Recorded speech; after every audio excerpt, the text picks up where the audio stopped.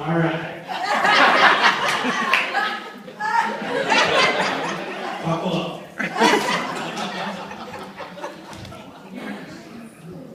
Well, he's not gay. How many time was?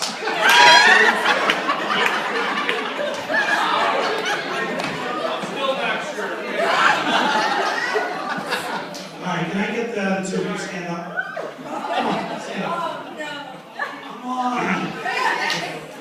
All right, I did a little reconnaissance work. I contacted the band that's playing the Wellen tomorrow night. And I'm going to need you two to join us. After a lot of pride, the band leader revealed to me your wedding song. So I thought it'd be nice to get a little preview of your first dance here tonight. I think the song is everywhere. The song is beautiful, and I think it's a perfect choice that exemplifies your love for one another. So, if you two wouldn't mind.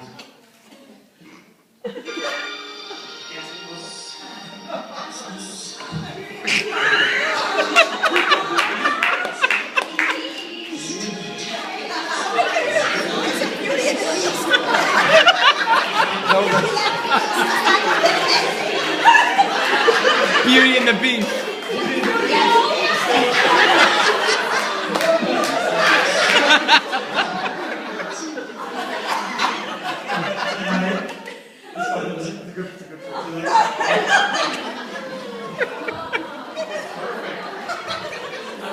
All right, so before we get started, I have to tell you that Jason called me up in a panic a few weeks ago, begging me not to talk about certain things. And usually that fuels my fire even more and makes me want to bring up those forbidden topics. But I just can't do that to him. He's too great a guy. This is too big an occasion. So Jason, for you, I ixnayed the herpes say.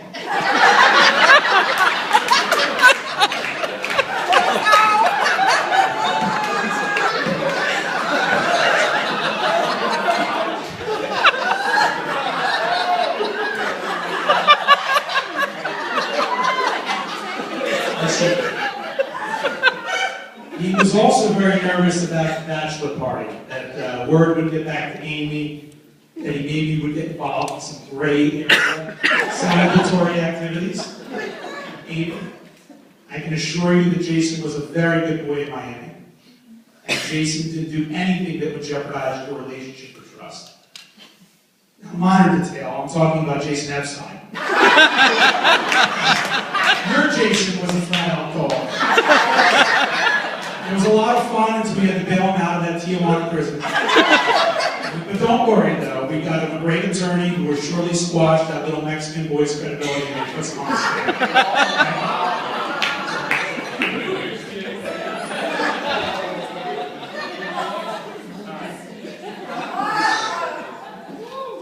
All right, now that that's out of the way.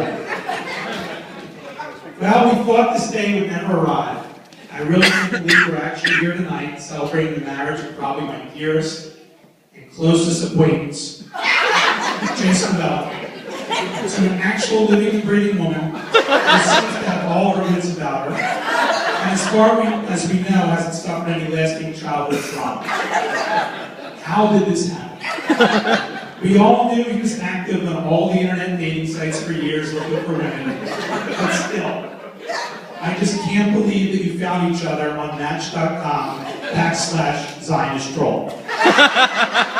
And Amy, who would have thought you had that fetish? Our group of 8 from memory has been a tight group since roughly our junior year of college.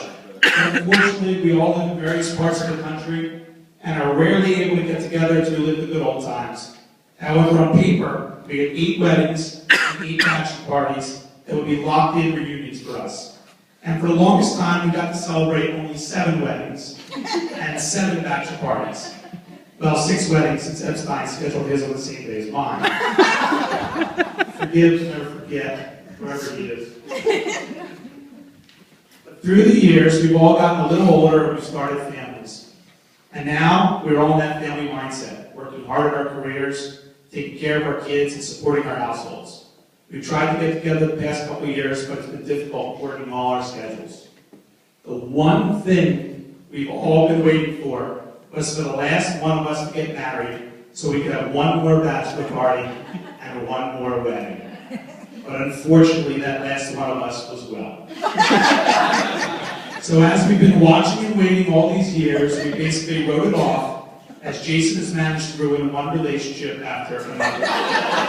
Not at all surprising, since the guy looks like Uncle Fester's sixth nephew, and has the sex appeal of an elderly nun with scurvy. 7 weddings and 7 bachelor parties ain't bad.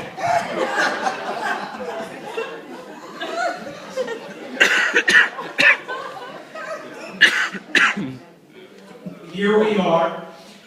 What a journey it's been. Thinking about Wellen's story overall is really amazing.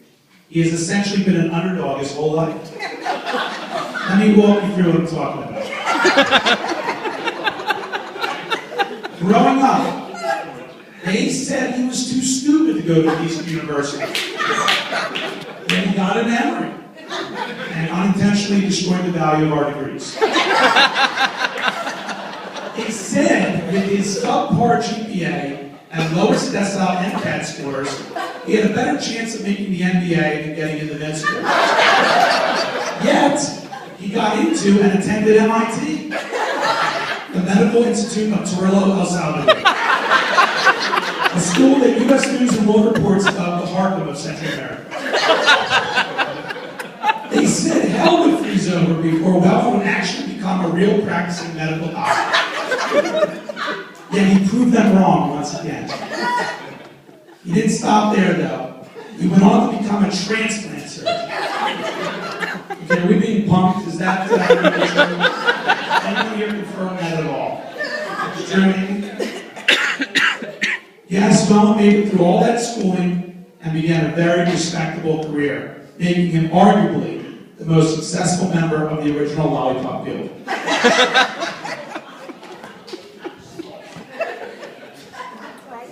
But his journey did not end there. He continued to defy the odds.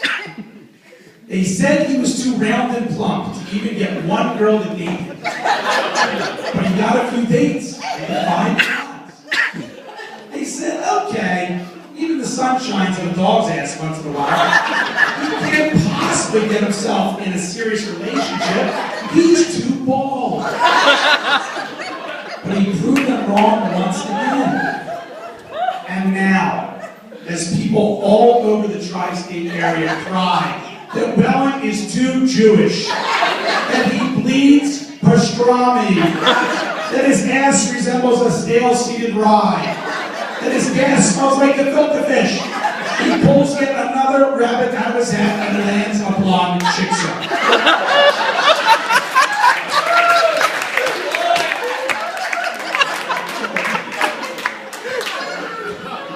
Wellen's story is truly awe-inspiring. He is a marvelous example for all Costanzas around the globe. He is a beacon of light for all parents raising borderline retarded children. And with all these nearly impossible achievements, Wellen hasn't let it go to his head. He's actually quite modest. He won't tell you this, but he is tops in his field. Statistically ranked #1 in the country. In surgical kills. Mazel tov on that, my friend.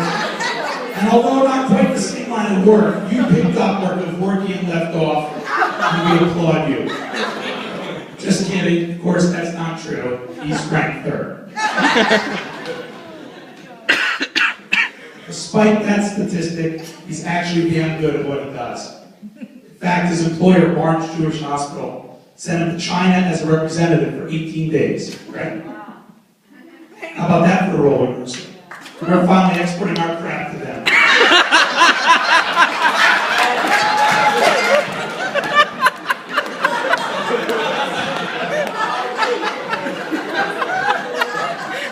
Now you're probably asking such a beautiful woman like Amy fell for, well, that. Was she abused as a child? Was she hypnotized at a low-budget show while on a cruise? How did it even meet? Well, in short, it's your typical classic love story. Amy was a patient of Jason's. It was boy meets girl, boy falls for girl. Girl is disgusted by boy. Boy persists. Girl gets restraining order. Girl has medical trouble. Boy transplants girl's sense of reason. Basically the same story as Honey, Plume, and Seal. But regardless of how this Vegas long shot of relationship came to be, I am very happy that it did. I've had the privilege and pleasure of spending time with Amy, and she's truly something special.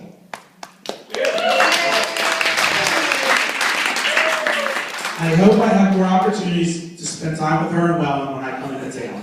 So please, everyone, raise your glass and join me in congratulating Jason for finally getting us another bachelor party, and Amy for her continued great work with the mentally challenged.